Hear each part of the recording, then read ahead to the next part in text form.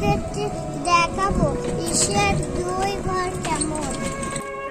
এই যে আমাদের রিক্সা মামা আন্তনগর ট্রেনের গতিতে ছুটে চলছে এশিয়ার দুই ঘরের দিকে।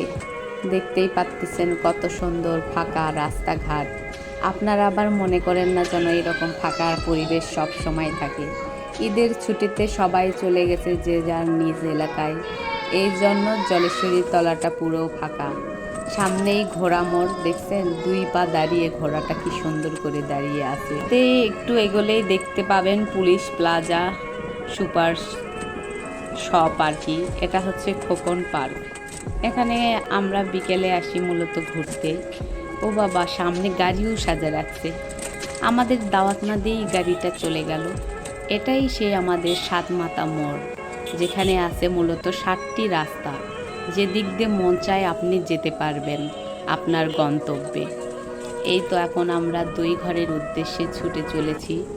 দেখতে পারতেছেন দূরেই রাস্তার ওই পাশে এশিয়া লেখা আছে।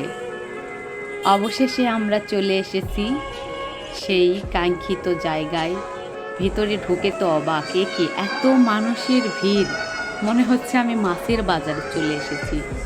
এই দিকে তো দেখলাম দই পুরো ফাঁকা।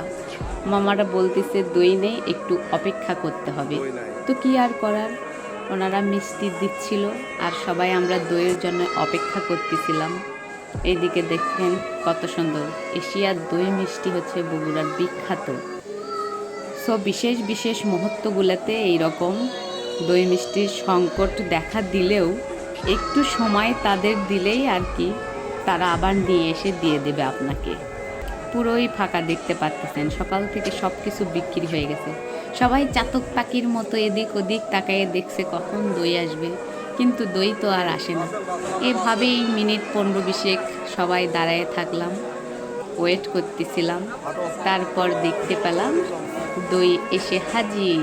এখন তো আদিবা খুশিতে দাঁড়াই আছে। তারপর তো দই কেনা শেষ হলো, আমরা বাহিরে এসে দেখছেন ভেতরে কত লোক, অনেক ঠেলাঠেলি করে ঢুকতে হয়েছে। এই তো দই কেনা শেষ, বেরিয়ে পড়লাম। তারপর আর কি, এখন রিক্সা নিয়ে বাসায় যাব। এই তো আদিবা দই নিয়ে রিক্সায় উঠে বসে পড়েছে। অনেক কষ্ট করে এশিয়া থেকে দই নিয়ে আসলাম। দেখাবো বলে। দেখছো কত মানুষ। আমাদের এখানে দই নিতে কত লাইন ধরতে হয়। অবশেষে আমরা দই নিয়ে বাসায় চলে এসেছি। আল্লাহ হাফেজ।